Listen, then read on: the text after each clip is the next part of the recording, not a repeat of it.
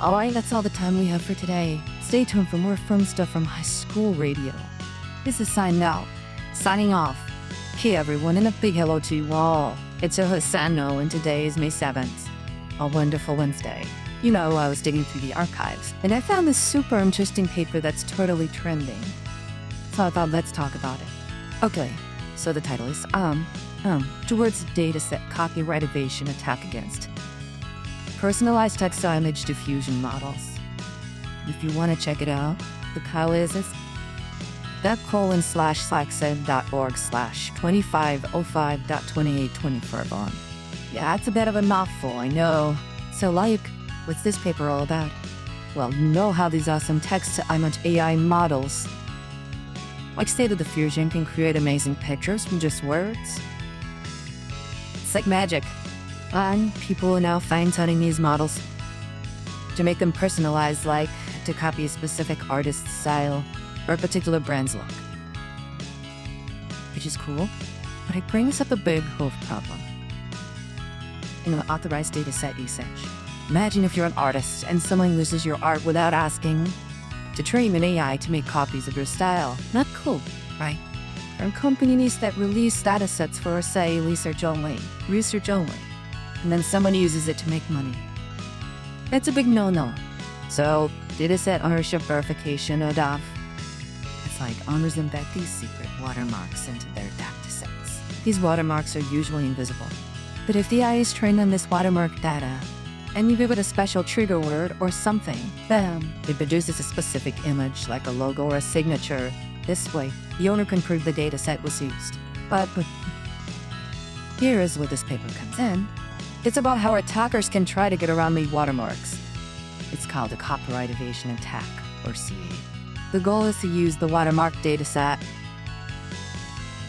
Make it so the AI doesn't show the watermark, even if it gets the trigger. Snaky, right? The paper points out that older ways to remove these factors. Watermarks don't always works so well. One method called textual perturbation defense randomly messes with the text prompts, but since it's random, it may not hit the actual trigger. The actual trigger, so it's not super reliable.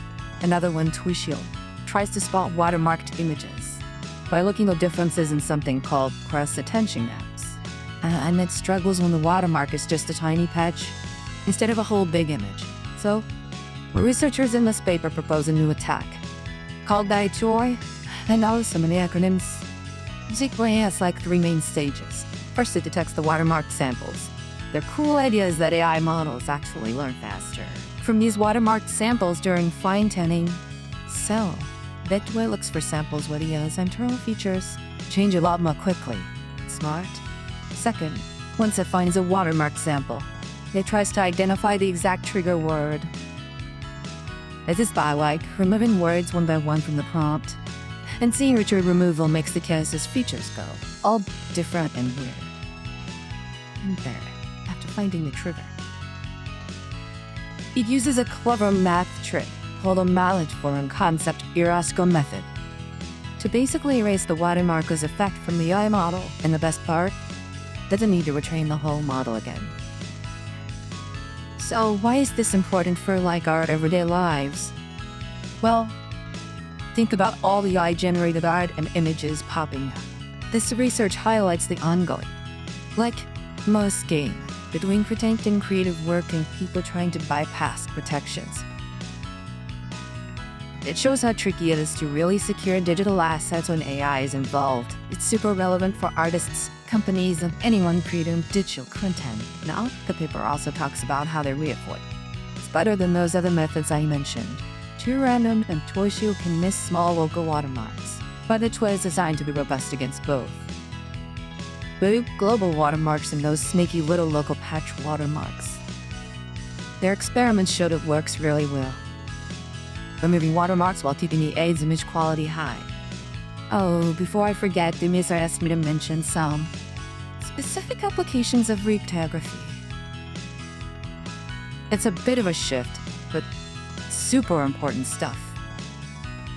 So, first, the secure, online banking or shopping. and you see that little log icon in your browser, that's Avi, Solid Tools, which uses cryptography to keep your info safe as it travels across the internet. Super vital. Then, there's data encryption. This is like the basic tech to protect the contents of your files and databases. If someone gets your encrypted file but doesn't have the key, it just looks like a jumbled mess to them. New secrets stay secret. Third, you have digital signatures. These are awesome because they can prove where a document came from and also show if it's been tampered with. It's like a supersignature and forged the signature for the digital world. One more. Blocking technology. This is the fundamental tech behind things like vulnerabilities. Being no beep, but it's also used for stuff like smart contracts, which align self-like certain contracts with the terms written into code. Cryptography is totally at the heart of making blockchain secure and trustworthy. That's right, so back to the paper. The main tacky way is that the TPD is a pretty effective way. Bypass current dataset watermarking and text-to-image models. The authors did a ton of tests, and anyway consistently got low watermark success rates, meaning the watermarks were mostly gone. While the AI could still generate high-quality images from normal prompts. Really shows that we need even stronger ways to protect datasets if we want to make sure creators' rights are respected. Phew, that was a lot, but super interesting, don't you think? It really makes you think about the future of AI and creativity. Well, that's all the time we have for this Archive Gem today. This has been Son Nerd, hoping you learned something cool. Catch you next time. Bye.